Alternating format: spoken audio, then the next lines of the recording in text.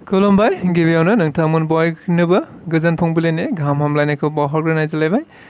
दिनै 2 अक्ट'बर 2023 मायथाइनि माखासे गोनांथार निउस आपडेटफोरखौ नोंथांमोननि सिगाङाव फोरमायथिना होनो आवगायनाय जालायबाय। नोंथांमोनहा नायनानै जुदि मोजां मोनोब्ला लाइक खालामगोन, शेयार खालामगोन, लोगोसे चेनेलाव गोदान फैदोंब्ला जाहाथे साबस्क्राइब खालामनानै लायो बेखौनो गुरै खावलायनाय जाबाय। बिदिब्ला जोङो दिनैनि माखासे गोनांथार निउस आपडेटफोरखौ खोनासंनोसै।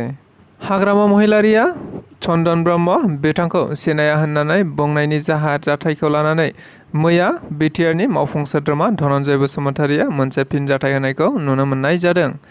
थारैनो जों बयबो खौरां बिजोंनि गेजेरजों मिथिनो मोननाय जादोंमोन जे दाखालि बावैसो बिपिएफनि गाहाय एबा मोनसे समनि बिटिसिनि गाहाय मावफुं सोद्रोमा हाग्रामा महिलारि बिथाङा खौरांगिरिफोरनि सिगाङाव चन्दन ब्रह्मखौ सिनाया एबा चन्दन ब्रह्मआ सोर होननानै बुंनाय बाथ्राखौ लानानैनो ओनसोलाव गोबां बायदि थासारिया सोमजिबाय थानाय जादोंमोन, जायखौ लानानै मैया मावफुं सोद्रोमा धनन्जय बसुमतारी बिथाङाबो खौरांगिरिफोरनि गेजेरजों मोनसे फिनजाथाय होनायखौ नुनो मोननाय जादों, जेराव चन्दन ब्रह्मखौ सिनाया होननानै बुंनायनि जाहोनाव बर' हारिजों लोगोसे आर्टिकल काउन्सिलानो दुखु मोननाय फोरमायदों। लोगोसे बिथाङा बुंथिबावनाय बायदिब्ला चन्दन ब्रह्मआ हाग्रामा महिलारिनिनो आगदा आखाइ, लोगोसे हाग्रामा महिलारिनि दैदेननाय बिएलटिनिनो मोनसे समनि भाइस चेयारमेन होननानैबो बिथाङा खौरांगिरिफोरनि सिगाङाव बुंथिबावदों। बे बाथ्राखौ बुंनाया बर' हारिखौनो मोनसे दुखुआव खोख्लैदों होननानैबो धनन्जय ब्रह्म बिथाङा खौरांगिरिफोरनि सिगाङाव बुंथिनानै होबावदों।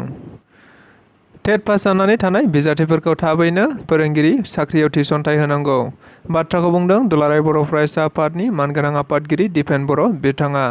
जों बयबो मिथिगौ खौरां बिजोंफोरनि गेजेरजों मैया दाखालिहालागै टेट क्वालिफाइड जानाय बिजाथिफोरा गावसोरखौ थाबैनो साख्रियाव थिसनथाइ होनांगौनि थाखाय बायदि समाव बायदि हाबाफारि लानानै आसाम सरकार आरो बिटिआर सरकारनिसिम खुद्रिसारनायखौ नुबाय थानाय जादोंमोन, जायखौ लानानै आथिखालाव दुलाराय बर' फरायसा आफादाबो गोख्रोङै हाबा मावबाय थानायखौ मिथिनो मोननाय जादों। नंगौ, बेबायदिनो मैयाबो आरोबाव दुलाराय बर' फरायसा आफादनि मानगोनां आफादगिरि दिपेन बर' बिथाङा खौरांगिरिफोरनि सिगाङाव बुंथिनाय बायदिब्ला गोदानै आरो आसामाव टेट खुंफिननांगौनि गोनांथि गैया, मानोना टेट पास जानानै थानाय बिजाथिफोरानो गोबां दंखायो। लोगोसे जोंनि बिटिआर ओनसोलाव बर' बिजोंनि फरायसालिफोराव सिंगल टिचार, जिर' टिचार गोबां दङ। बेफोरखौ थाबैनो बिजाथि एबा टेट पास जानानै थाखानाय बिजाथिफोरखौ थाबैनो साख्रियाव थिसनथाइ होनांगौ होननानै बुंथिनानै होबावदों। लोगोसे बिथाङा थाबैनो आसाम सरकार बिटिआर सरकारजोंबो सावरायनाया जाबावगोन होननानैबो खौरांगिरिफोरनि सिगाङाव रोखायै बुंथिनानै होबावदों मानगोनां आफादगिरि बिथाङा।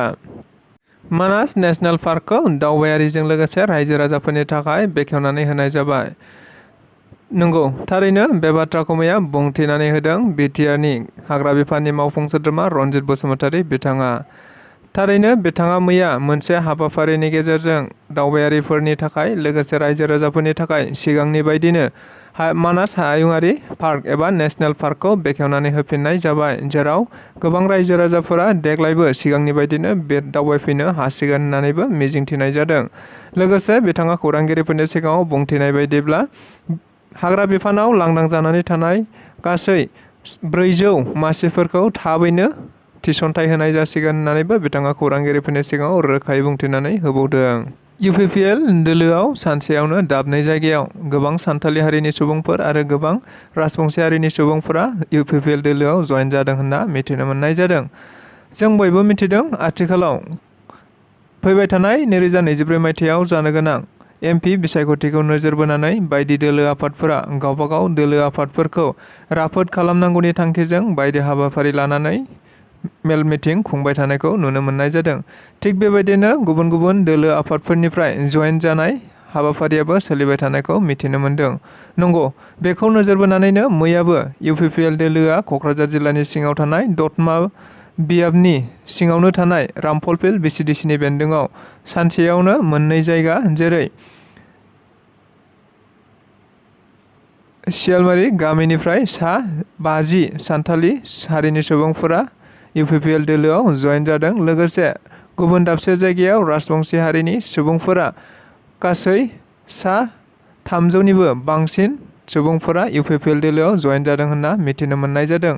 मख'जाथावदि मैयानि बे जयनिं हाबाफारियाव आथिखाल बिटिआरनि लेङाइ गाहाय मावफुं सोद्रोमा गबिन्द बसुमतारीजों लोगोसे UPPL दोलोनि गाहाय नेहाथारि राजकुमार नार्जारी, मावफुं सोद्रोमा उखिल मुसाहारि, मावफुं सोद्रोमा दावबायसा बर', लोगोसे क'क्राझार बियाबनि MLA लरेन्स इस्लारि बिथांमोनहाबो हाबाफारियाव बाहागो लादों होनना मिथिनो मोननाय जादों।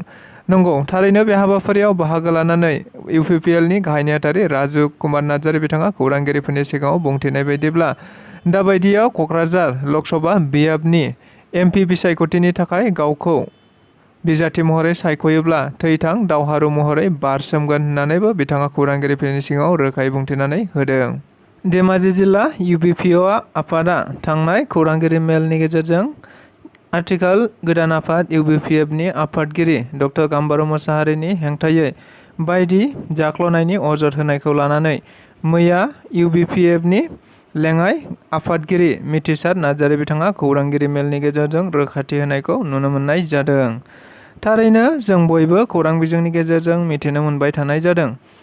बिटिआरनि बायजोआव थानाय मोनसे आफाद जायखौ UPPF मुङै मिथिनाय जायो, बे आफादनिफ्राय गावनानै आथिखालाव UPPF मुंनि गोदान आफाद जोनोम जादोंमोन, जेराव गाम्बारु मोसाहारि एबा डक्टर गाम्बारु मोसाहारिखौ आफादगिरि महरै लानानै बे गोदान आफादखौ दानाय जादों। जाय आफादा आथिखालाव बिटिआरनि बायजोआव थानाय गुबुन गुबुन बर' थानाय जायगाफोराव जिल्ला आफादफोरखौ दाफुंनाय जाबाय थानायखौ नुनो मोननाय जादों।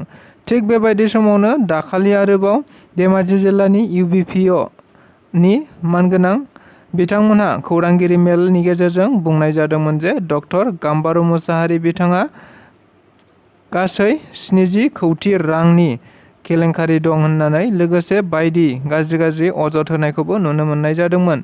बेनि अनगायैबो CM भिजिलेन्सखौ डक्टर गाम्बारु मोसाहारिनि न'आव नायबिजिरनो थाखाय बिथोन होनाय जादोंमोन, नाथाय बेफोर गासैखौबो नायबिजिरखांनायनि उनाव जेबो मोनाखै होननानै बिथाङा बुंथिनानै होदों। लोगोसे मिथिसार नार्जारीया खौरांगिरिफोरनि गेजेराव बे बाथ्राखौनो बुंथिनानै होनाय जादों जे BKWSCआव गासै 13 कौटि रांल' मोनबोनो हादों, बेयाव बोरैहाय डक्टर गाम्बारु मोसाहारिया 70 कौटि रांनि जाख्ल'नाय जानो हागौ होननानैबो बिथाङा खौरांगिरिफोरनि गेजेरजों सोंलु दिखांनायखौ नुनो मोननाय जादों।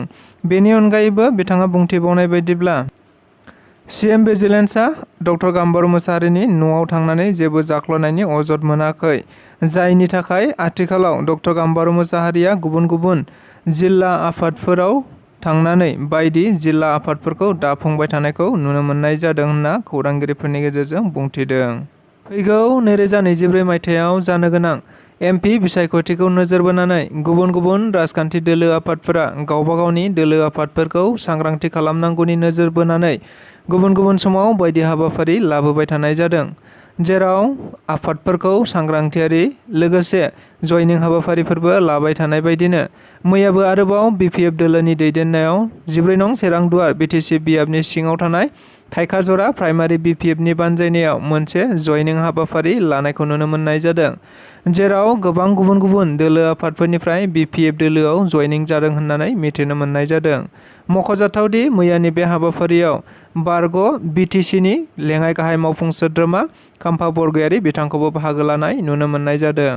थारैनो बिथाङा हाबाफारियाव बाहागो लानानै खौरांगिरिफोरनि सिगाङाव बुंथिनाय बायदिब्ला आथिखालाव BTCआव जेबो गैला, मोनफ्रोमबो पावार एन्ड फांसनफोरखौ आसाम गभर्नमेन्टनो हरफिनजोब्बाय।